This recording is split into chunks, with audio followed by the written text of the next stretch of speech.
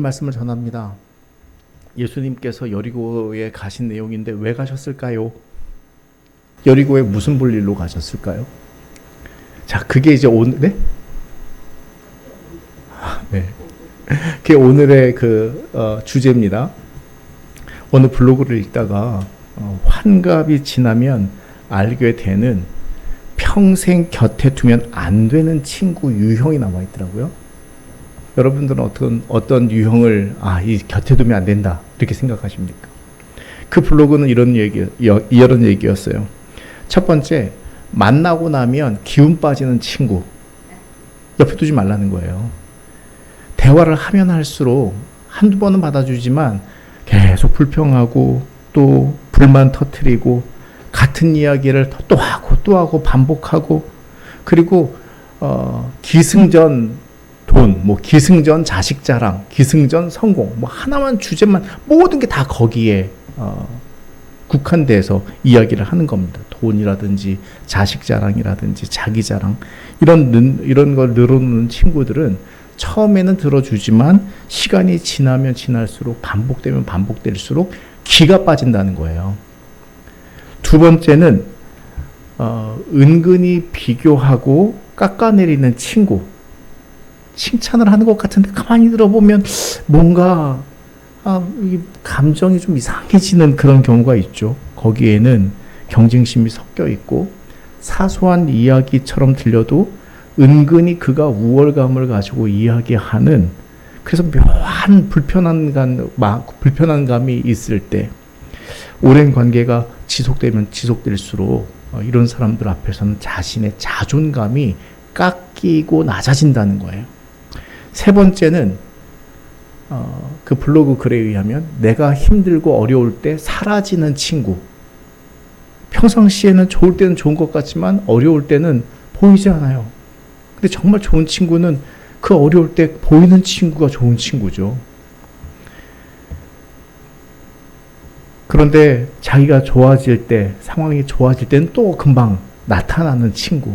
이런 친구를 주의하라. 이런 겁니다. 그거는 우정이 아니라 그냥 연결에 불과하다. 이런 이야기였습니다. 그리고서는 이제 어느 영어 에세이에서 읽었던 글이 생각이 났어요. 거기에는 절대 놓치면 안 되는 5가지 유형의 사람들이었는데요. 여러분, 절대 인생에서 놓치지 말아야 하는 사람, 여러분들은 어떻게 생각하세요? 그 에세이가 말하고 있는 첫 번째 유형은 진실을 사실대로 말해주는 사람입니다. 진실을 말해주는 사람. 항상 듣기 좋은 말만 하지 않고요. 때로는 쓴소리도 해요. 그런데 그가 올바른 방향으로 가도록 만들어주더라는 거죠. 이런 친구가 정말 세상 살면서 잃어버리면 안 되는 그런 친구. 두 번째는 좋은 습관을 가져오게 만드는 친구입니다. 저 사람하고 있다 보면 내 습관이 어느새 좋아져요. 그렇죠? 그래서 여러분, 그 부모들이 공부하는 친구하고 놀게 하려고 하는 이유가 왜 그래요? 우리 애도 한번 공부시켜보려고, 걔하고 놀면 공부 좀 할까 하고, 왜 좋은 습관을 가진 친구하고 이렇게 놀게 하잖아요. 아무리 그래도 그러지 않은 사람도 있습니다만, 좋은 습관을 가진 사람, 그 사람들은 어느새 사귀면 사귈수록 그에게 본받을 만한 점이 있다면 자기도 모르게 천천히 그것이 자기 습관이 돼서 좋은 사람이 된다는 겁니다. 세 번째는 꾸준히 연락하는 사람. 우리가 바쁘다 보면 연락을 끊고 살게 되고 관계가 멀어질 수도 있거든요. 그런데 이런 사람들은 꾸준히 연락을 하는 사람들은, 물론 지금 저는 15년 전에 어느 분으로부터 항상 문자를 받습니다. 현대차 신형 얼마 이렇게 그런 거 말고 때 되면 연락을 해주고, 이런 사람들은 그 관계를 소홀히 여기지 않는 사람이거든요. 소중히 여기는 사람이거든요. 네 번째는 앞에서 이야기한 거에 반대일 수도 있는데 힘든 시기에 옆에 머물러 있어주는 사람. 진짜 친구는 인생 어려울 때 그가 몹쓸 짓을 해도 친구는 친구니까 그 같이 동화돼서 그렇게 가는 길이 아니라 모든 사람들이 비난할 때 옆에서 같이 곁에서 그가 다시 설 수 있도록 곁에 있어주는 사람. 또 어려움과 시련을 당했을 때 남들은 피해도 같이 옆에서 같이 짊어지려고 하는 사람, 좋은 친구이죠. 일이 잘못되거나 누군가로부터 비난을 받을 때 그들은 떠나지 않습니다. 다섯 번째는 다른 사람을 험담하지 않는 사람. 많은 사람들이 남의 이야기하는 걸 좋아하는데요. 하지만 믿을 만한 사람들은 그런 행동을 하지 않습니다. 그리고 그 사람이 그 자리에 없을 때에도 그를 존중하면서 그를 보호해주고 또 거기에 이야기를 보태지 않습니다. 여러분 얼마나 공감하셨어요? 아, 그렇구나. 아마 또 거기에다가 여러분 각자가 또 추가하고 싶은 이야기도 있을 겁니다. 젊었을 때는 친구 많이 사귀는 게 좋은 줄 알았거든요. 그래서 그러면 사교성도 좋다, 혹은 사회성이 좋다, 이런 말을 듣는 것을 무슨 세상의 훈장처럼 여기려고 하는 경우가 있었는데요. 점점 시간이 지나면 지날수록 참 좋은 친구 하나, 변함없이 진실한 친구 하나 얻는 게 큰 선물이다, 이런 생각이 듭니다. 여러분들은 그런 친구 있으십니까? 바리새인이 기도하면서 이런 마음을 품고 기도하는데요. 성전에 올라간 바리새인과 세리가 있었습니다. 이런 마음으로 기도합니다. 하나님, 나는 다른 사람들 곧 토색, 불의, 간음하는 자들과 같지 않고 저 옆에 세리야하고도 같지 않음을 감사하나이다. 이렇게 하나님 앞에 기도해요. 자기 기도만 하면 되지 왜 세리를 들먹이면서 뭐예요? 그 사람보다 우월감을 가지고 있는 거잖아요. 세리는 멀리 서서 하늘을 쳐다보지도 못하고 가슴을 치며 이렇게 기도했다고 합니다. 하나님, 불쌍히 여기소서. 나는 죄인이로소이다. 여러분, 이 둘 중에 하나를 선택해서 친구 삼으라면 누구 친구 삼으시겠어요? 누구를 친구 삼으시겠어요? 에이, 거짓말하지 마세요. 아니, 바리새인이 세상에 나가면은요 훨씬 더 있어 보이고 사회적인 역량도 갖추고 있고 영향력이 있어요. 세리는요 그렇지 않아요. 세리는 사람들이 손가락질하고 오히려 그 사람하고 같이 다니는 것만으로도 욕을 먹을걸요.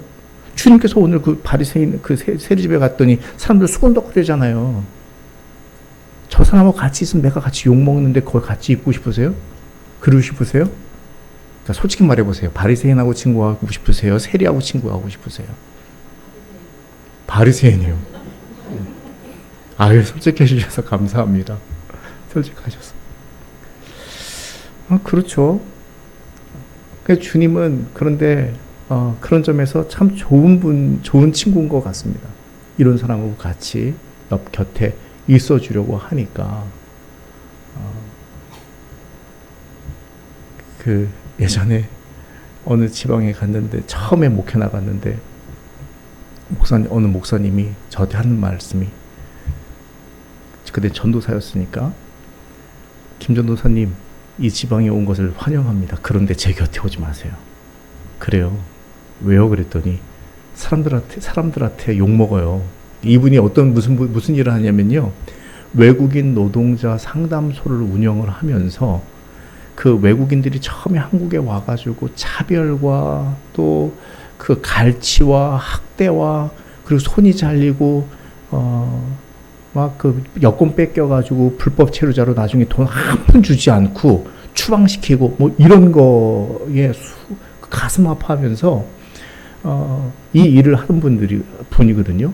그래서 때로는 공장 그 사장하고 법적으로 싸워서 이겨서 임금을 받아서 주고 뭐 이런 일들을 하시던 분인데, 본인 곁에 오면 같은 유로 취급받아서 지금 생각하면 참 귀한 일이죠. 근데 그 당시만 하더라도 그러면 무슨 좌파 뭐 이런 식의 색안경을 끼고 교회에서는 싫어하던 그런 때였거든요. 그러니까 제 곁에 오지 말라는 거예요. 오히려 더 오기가 생기더라고요.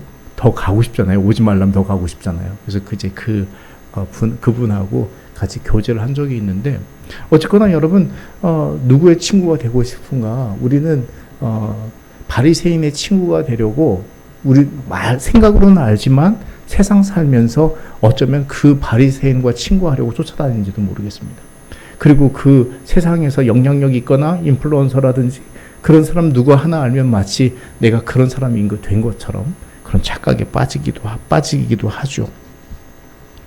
바리새인은 앞에서 말한 대로의 유형이라면 은근히 남을 깎아내리고 또 심지어 자신의 모습이 다른 사람들의 모범이 되어서 다른 사람들이 자기처럼 해주기를 바라는 이게 바리새인이에요. 자기처럼 사람들이 할 거라고. 그리고 그러지 못했을 때는 그를 비난하고 정죄하는 사람입니다. 그런데 성경을 보면 굉장히 가식적이던 모습들이 사람들에게 기도하는 모습을 보여서 기도하는 사람이라고 하는 칭찬을 받기 위해서 거리 어귀에서 사람들 보이는 앞에서 기도하려고 하고 외식하는 자였다. 이렇게 많이 나오죠.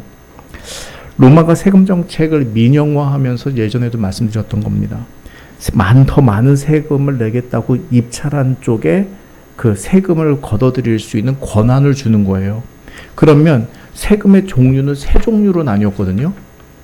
그때 말씀드렸는데 어떤 종류로 나뉜다고 그랬어요? 첫 번째는 그 유대 당국이 가장 중요한 거는 그 모든 걷어들인 세금은 로마로 보내집니다. 그런데 그 중에 일부는 유대 당국을 위해서 유대 당국이 쓰는 거고 또 나머지 그 일부는 누가 써요? 사두개인이나 바리새인들이나 유대인들이 자신들의 품위를 유지하고 자신들의 삶을 유지하기 위해서 쓰는 게 세금이었습니다. 그러면 결국 바리새인들은 뭐 때문에 살아가요? 세리들이 거둔 세금 때문에 살아가잖아요. 그런데 이 세리를 비난할 만한 자격이 있는가? 물을 수 있죠. 그런데 결국 바리새인들과 사두개인들도 그런 거 아닙니까? 사람들에게 거친 그 세금을 자기들의 그 삶을 영위하기 위해서 쓴 거 아닙니까?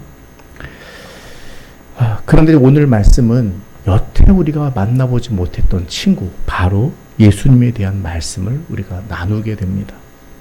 예수님께서 여리고로 지나가셨는데요. 성경은 들어가다 지나가시더라 이렇게 선명하고 있는데 무슨 이유와 목적으로 지나가셨을까? 앞에서 말씀드린 질문입니다. 거기에는 삭개오라고 하는 세리장이 있었고 그는 세리장답게 장이잖아요. 세리장답게 부자였습니다. 많이 들어보셔서 아시겠지만 로마를 등에 업고 조세권을 얻어서 나름대로의 부를 축적했지만 그러나 동족에게는 원수처럼 여겨지는 사람이었습니다. 예수님이 지나가실 때 예수님에 대한 호기심이 생겼어요. 그래서 구경하고자 했습니다. 사람들은 많아요. 근데 본인은 키가 작아요. 사람들의 그 어깨 높이도 안 되기 때문에 보이지 않아요. 그래서 볼 수 없어서 하는 수 없이 돌 무화과 나무 위에 올라가서 보려고 했습니다.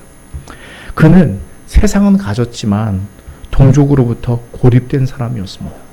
그가 가진 세상적인 것으로 인파의 벽을 뚫을 수는 없었습니다. 그가 가진 것은 있지만 인파의 벽조차도 뚫지 못하는 거예요. 사람들에게 함부로 나서지 못하니까. 그는 돌 무화과 나무에 오를 수밖에 없었던 것이죠.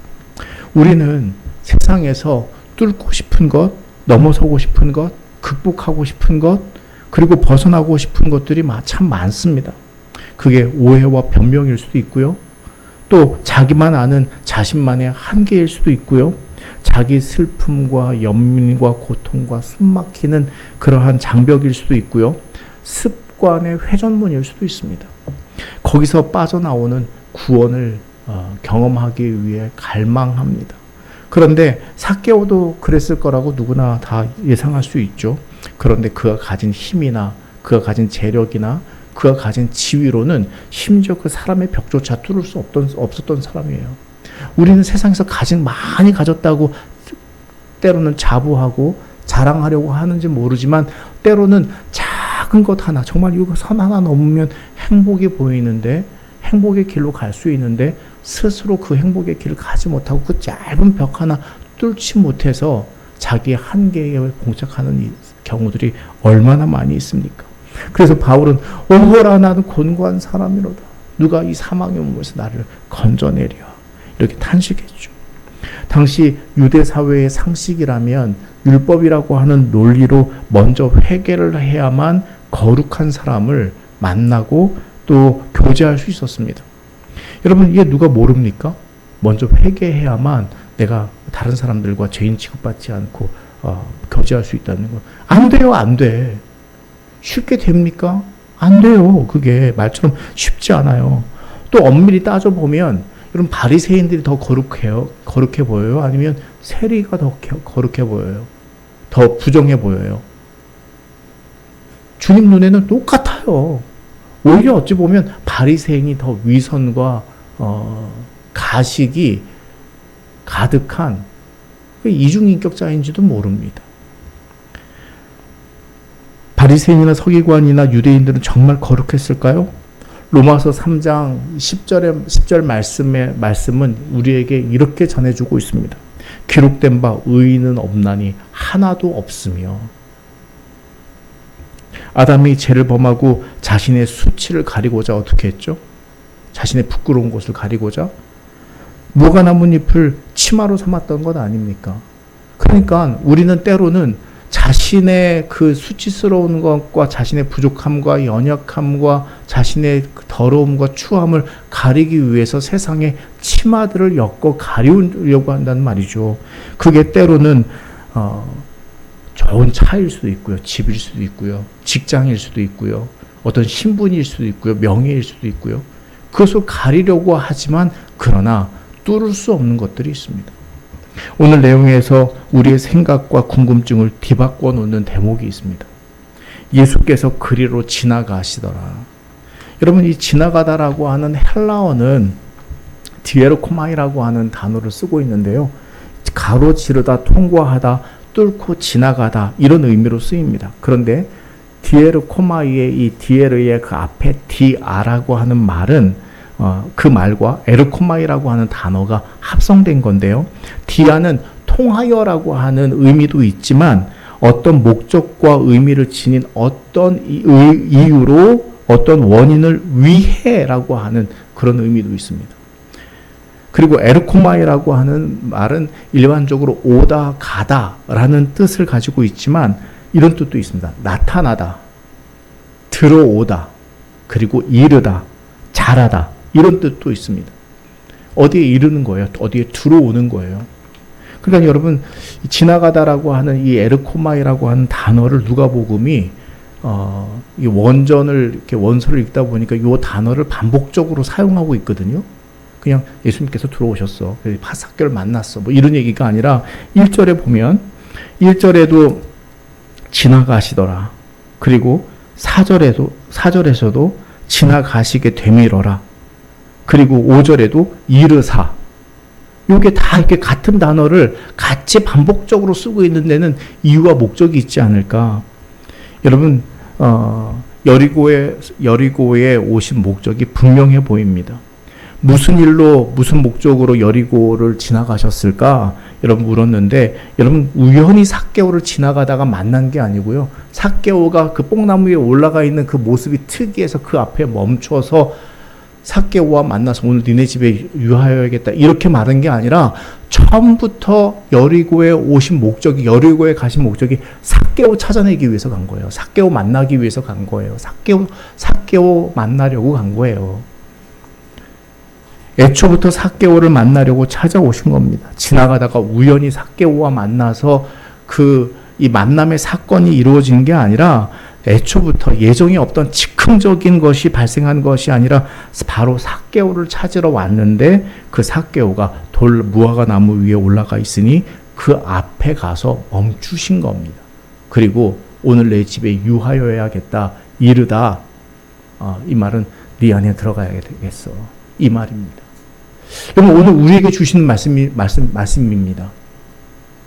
주님께서 그냥 지나가시다가 내가 마음의 문을 열고 삭개오 같은 마음이 있으면 내가 주님을 만나겠지, 주님을 영접하겠지, 주님의 은혜를 받는 어떤 기회가 생기겠지, 이게 아니라 오늘 주님은 우리 안에 찾아오시기 위해, 여러분 안에 오시기 위해 그 안에 이르다, 그 안에 오다라는 의미가 있다고 말씀드렸잖아요. 들어오다라는 의미가 있다고 그랬잖아요. 여러분 안에 들어오시기를 주님께서 원하십니다. 삭개오야 속히 내려오라. 오늘 내 집에 유하여야겠다. 이렇게 보니까 이 말씀이 이해가 되죠.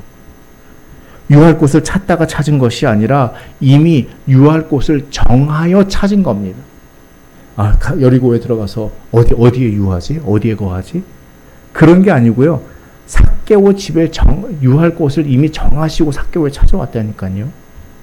예수님을 찾고 싶은 것은 삭개오가 아니라 바로 예수님이셨습니다.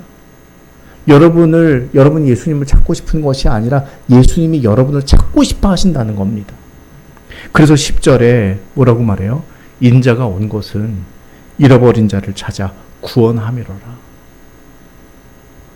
여리고에 들어오신 목적은 여기 지나가다가 복음도 증거하고 이것저것 하기 위해서 그냥 우연히 지나가고 뭐 다른 많은 볼일 중에 삭개오를 만나는 일이 그 부분적인 일, 그 일의 부분이 아니라 오로지 삭개오 만나기 위해서 인자가 잃어버린 자를 찾기 위해서 오셨다고 하는 게 이 본문의 핵심인 것이죠.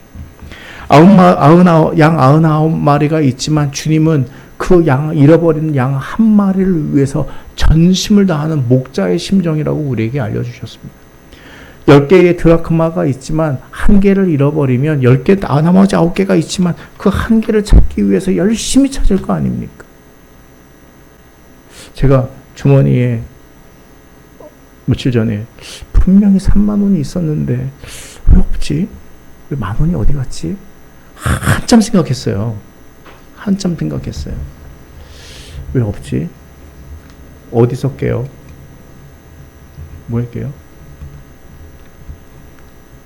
제가 그 수박이 너무 싸가지고 수박 한 통 샀거든요. 그 생각 까마득하게 잊어버리고 찾은 거예요. 그런데요, 제가 쓴 돈임에도 불구하고 그 생각이 안 나니까 그 찾으려고 얼마나 애썼겠어요. 수박이 정말 싸가지고 한 통 샀는데 제가 잘 샀습니다. 그런 기회가 종종 이렇게 지나가는 차에서나 있는데, 그렇죠. 그거 찾기 위해서도 막 신경을 쓰는데 주님께서 그 찾으시는 것이, 잃어버린 자를 찾으시는 것이 그와 같이 머릿속에 떠나지 않는 거예요. 삭개오는 급히 내려와 기쁘고 즐거운 마음으로 예수님을 영접했습니다. 7절에 보면 사람들이 수군거리다 이렇게 되어 있죠. 저가 죄인의 집에 유하러 들어간다.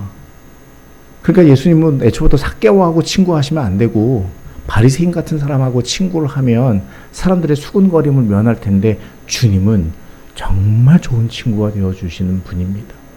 강은교 시인의 우리가 물이 되어라고 하는 구절이 생각이 났는데요. 물론 이건 70년대의 어목한 시절의 그 뼈아픈 이야기이긴 하지만 오늘 다시 한번 들어보니까 생각해 보니까 예수님께 딱 적용할 만한 글귀 같아가지고, 우리가 물이 되어 만난다면 감은 어느 집에서 집에선들 좋지 아니하랴. 우리가 키 큰 나무와 함께 서서 우르르 비소리로 흐른다면 흐르고 흘러서 점을 역행 저 혼자 깊어지는 강물에 누워 죽은 나무 뿌리를 적시기도 한다면, 뭐 이렇게 진행되는 내용입니다. 여러분, 이제 누가 죄인입니까? 예수님을 영접하지 않은 채로 수근수근 거리는 자, 누가 죄인이에요? 8절에 보면 삭개오는 자신의 소유의 절반을 가난한 자들과 나누겠다고 합니다. 누군가의 것을 속여서 빼앗은 일이 있다면 4배로 갚겠대요. 예수님을 영접하지 못한 사람들에게는 아마 이런 용기나 변화의 배짱이나 있을까? 이런 것이 없으면서도 그냥 수근수근 거리는 사람이죠. 그것이 성경이 우리에게 극명하게 보여주고 있는 바입니다. 삭개오의 집은 황금으로 치장되어 있었을지언정 실상은 누구의 온기도 닿지 않는 가문의 집이었습니다. 사람의 정과 생에 맞물러 그 생명이 말라붙어 있던 삭개오의 내면에 예수님께서 해갈의 단비처럼 우르르 우르르 빗소리처럼 생명수처럼 흘러가서 그의 마른 뿌리를 적시고 계시다는 것, 오늘 주님께서 오늘 우리를 찾으시고 우리의 마른 심령에 세상에서 썩어진 메말라진 그런 심령에 찾아오셔서 적시기를 원하시는 줄 모릅니다. 은혜의 물이 스며들자 단단하게 굳어져 있던 삭개오의 탐욕이 녹아내리고 자신의 소유의 절반을 가난한 자들과 나누겠다고 하는 결단으로 이어졌습니다. 여러분, 앞에서 우리가 얘기했던 그 4가지, 5가지 좋은 친구, 잃어버리면 안 되는 좋은 친구에 적용을 하자면, 진실을 말해주는 사람, 율법의 정죄 대신에 구원의 진리를 선포하신 분이 우리 예수님입니다. 좋은 습관을 물들게 하는 사람, 이기적인 탐욕의 삶을 헌신과 나눔의 삶으로 바꾸어내시고 변화시키시는 분이 또한 예수님이십니다. 꾸준히 먼저 연락하는 사람, 잃어버린 자를 찾아오시겠다고 했던 그 목적을 가지고 여리고에 찾아오셨죠. 가장 힘든 시기에 머무는 사람 모두가 원수 취급할 때 스스로 삭개오의 집에 들어가 유하십니다. 험담하지 않고 존중하는 사람, 수군거리는 군중 앞에서도 그를 아브라함의 자손이라고 이렇게 선포하십니다. 여러분, 이 좋으신 예수님이 오늘 그냥 이 자리에 오신 게 아니라,